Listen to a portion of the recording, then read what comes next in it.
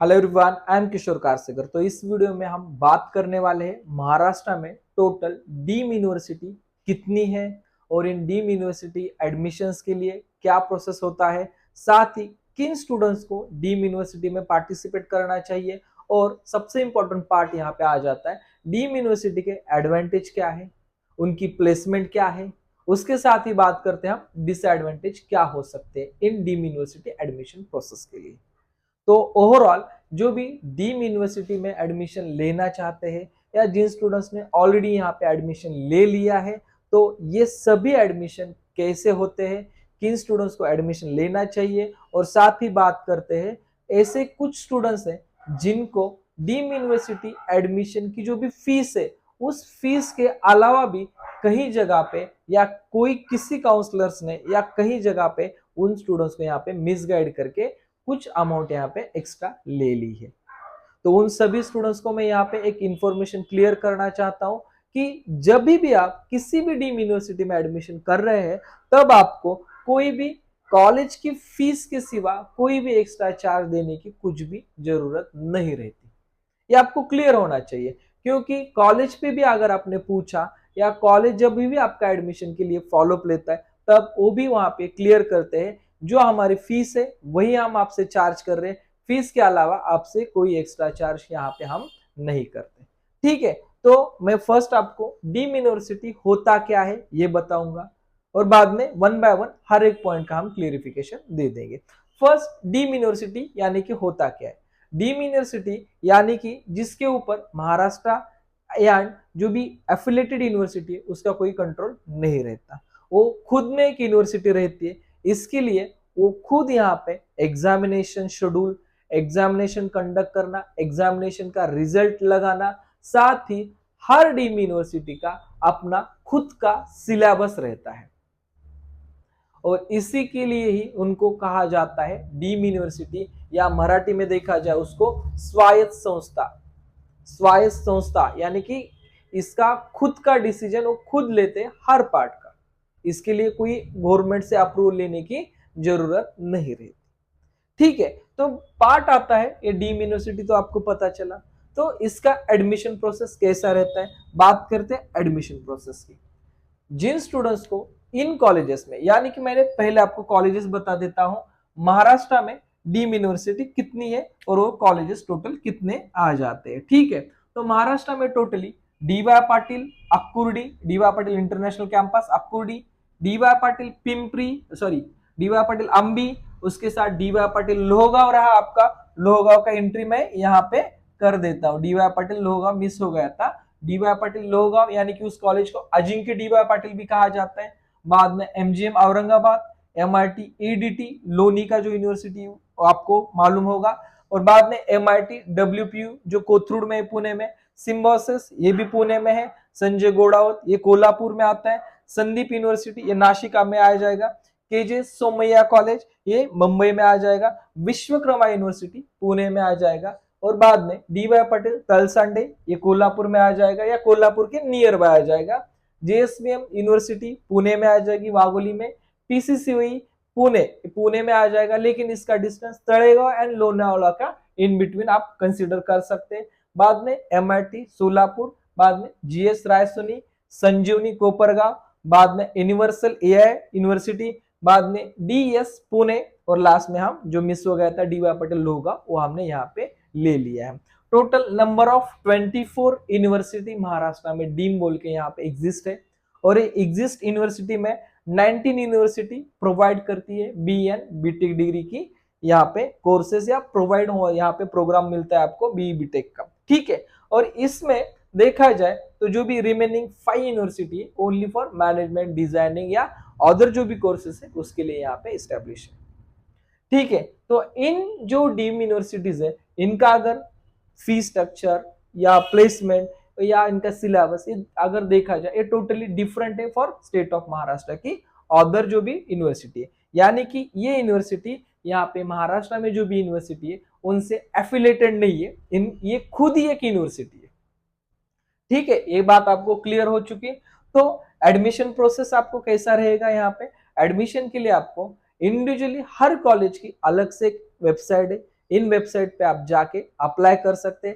Application fees यहाँ पे 1000 से लेके 4000 तक रहता है, वो आप पेड कर सकते हैं। जिन स्टूडेंट्स को यहाँ पे प्रोविजनली एडमिशन लेना है वो स्टूडेंट्स यहाँ पे 25,000 से लेके नियर अबव 1 लाख तक यहाँ पे प्रोविजनली एडमिशन फीस या प्रोविजनल एडमिशन का फीस यहाँ पे पेड करके अपना एडमिशन सिक्योर कर सकते हैं। इन सभी यूनिवर्सिटी का अगर फीस स्ट्रक्चर के बारे में देखा जाए तो सभी यूनिवर्सिटी में लगभग 1 यानी कि 2 लाख से लेके 4,80,000 तक कॉलेज फीस यहाँ पे चार्ज करते हैं। सभी का मैं बोल रहा हूँ एवरेज, और आप हर कॉलेज का इंडिविजुअली जाके चेक कर सकते हैं, हर कॉलेज का अलग फीस स्ट्रक्चर आपको शो हो जाएगा।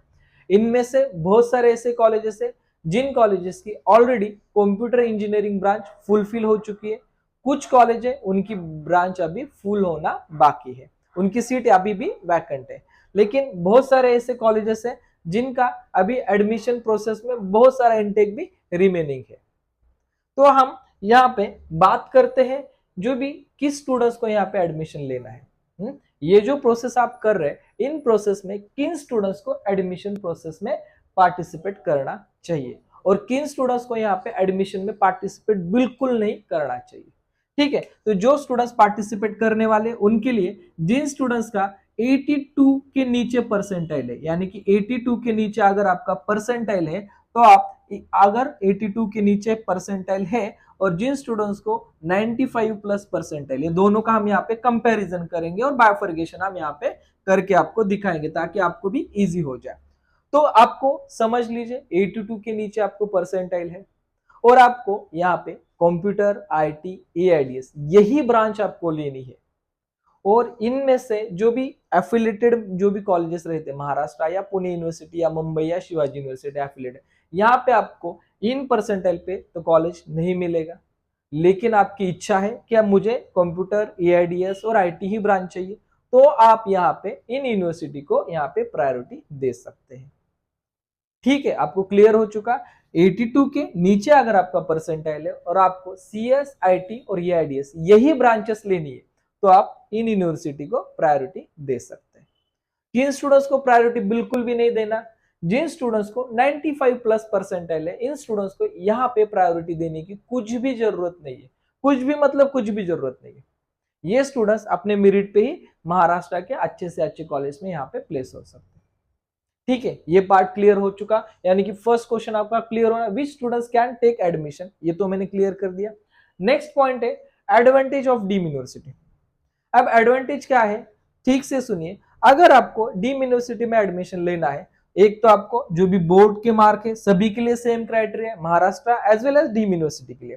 तो बोर्ड में आपको 45 प्लस एंड 40% ये आपका ग्रुपिंग यानी कि परसेंटाइल होना, सॉरी ग्रुपिंग होना चाहिए फिजिक्स, केमिस्ट्री एंड मैथमेटिक्स में। इसके अलावा एक तो आपने सीईटी देना चाहिए, जेईई मेंस देना चाहिए या पैरा सीईटी। इनमें से कोई भी एक एग्जाम अगर आप देते हो तो आप इसमें एलिजिबल रहोगे। ये इसका एलिजिबिलिटी क्राइटेरिया रहा। और सबसे इंपॉर्टेंट पार्ट यहाँ पे एक आता है एडवांटेजेस का। एडवांटेज क्या मिलेगा आपको, अगर आपको समझ लीजिए 1 परसेंटाइल है या आपको 82 तक परसेंटाइल है, इनमें से आप किसी भी परसेंटाइल के अंदर हो तो आपको यहाँ पे कॉलेज में एडमिशन मिल जाता है। ठीक से सुनिए, यहाँ पे आपको एडमिशन मिल जाता है। आपको कोई एक्स्ट्रा मेरिट लेने की या मेरिट के थ्रू जाने की जरूरत नहीं है। आपका इतना भी यहाँ पे कोई भी परसेंटाइल अगर है तो आपका एडमिशन कंफर्म इस कॉलेजेस में हो जाएगा, कोई दिक्कत नहीं, आपका कितना भी स्कोर रहने दीजिए। अगर स्कोर के थ्रू देखा जाए तो ओनली MIT, WPIT और सिम्बोसिस में एक मेरिट बेसिस एडमिशन होते हैं, लेकिन कुछ केसेस में ये भी यहाँ पे स्कोर एडजस्टेबल हो जाता है। ठीक है, तो देखा जाए तो आपको मेन एडवांटेज क्या है, अगर आपके कितने भी लो मार्क्स हैं तो आपको इस यूनिवर्सिटी में एडमिशन मिल जाता है। बराबर है, ये पॉइंट क्लियर है। दूसरा आपको एडवांटेज क्या है, प्लेसमेंट। बहुत सारे कॉलेजेस का कहना है कि हमारी जो भी मेन यूनिवर्सिटी या मेन कैंपस की जो भी प्लेसमेंट के लिए कंपनी आती है वो सेम कंपनीज या उनमें से कुछ कंपनीज, सेम नहीं बोल सकता, उनमें से कुछ कंपनीज भी हमारे जो डीम यूनिवर्सिटी के कैंपस है उनके लिए भी प्लेसमेंट के लिए जाती है।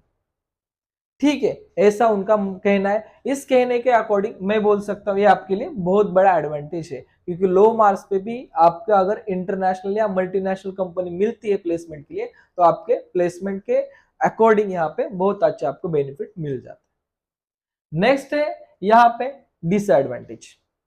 आप सभी एडवांटेज तो नहीं हो सकते हर पार्ट में, कुछ डिसएडवांटेज भी होते हैं, तो वो आपको क्लेरिफाई भी होना जरूरी है। डिसएडवांटेज क्या है, यहाँ पे जो भी स्टूडेंट्स एडमिशन लेने वाला है उन स्टूडेंट्स को कोई भी स्कॉलरशिप बेनिफिट नहीं मिलता, चाहे आपकी कैटेगरी एससी है, एसटी है, NT1, NT2, NT3, VJDT या ओबीसी या ईडब्ल्यूएस, एससीबीसी, इनमें से आपकी कौन सी भी कैटेगरी रहने दीजिए, आपको यहाँ पे कोई भी स्कॉलरशिप बेनिफिट यहाँ पे नहीं मिलता।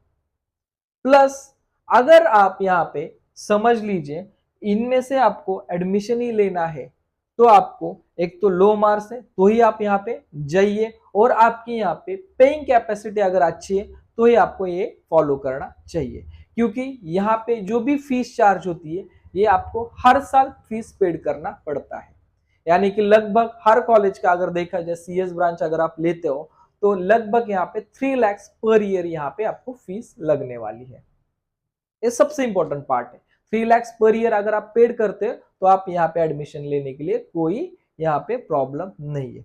साथ ही जो students OBC, NT1, NT2, NT3, VJDT category से आते हैं, अगर उनका इनकम आप मतलब 8 लाख के आगे है तो भी आप यहाँ पे एडमिशन लिया तो आपको कोई प्रॉब्लम नहीं है। बिलो 8 लाख है तो आप यहाँ पे सोच सकते हैं, क्योंकि अगर बिलो 8 लाख है तो आपको जो भी महाराष्ट्र के अंदर के जो भी कॉलेजेस आते हैं यानी कि यूनिवर्सिटीज आती है उनमें आपको स्कॉलरशिप बेनिफिट मिल जाएगा। लेकिन यहाँ पे आपका 8 लाख के बिलो है या 8 लाख के ज्यादा है तो आपको यहाँ पे कोई स्कॉलरशिप बेनिफिट नहीं मिलने वाला है। कोई भी कैटेगरी रहने दीजिए, कोई भी माइनॉरिटी या कोई भी आपके पास सर्टिफिकेट रहने दीजिए, यहाँ पे स्कॉलरशिप बेनिफिट नहीं मिलने वाला। यहाँ पे बेनिफिट किन स्टूडेंट्स को मिलता है, जो सच में सीईटी जेई में गुड मार्क्स लाते हैं या पैरा सीईटी में गुड मार्क्स लाते हैं, उनको up to 40% scholarship, depend upon college और डिसाइड करता है कि आपको कितना स्कॉलरशिप देना है, वही आपको स्कॉलरशिप बेनिफिट मिलता है। अदरवाइज कोई भी यहाँ पे स्कॉलरशिप बेनिफिट आपको नहीं मिलता।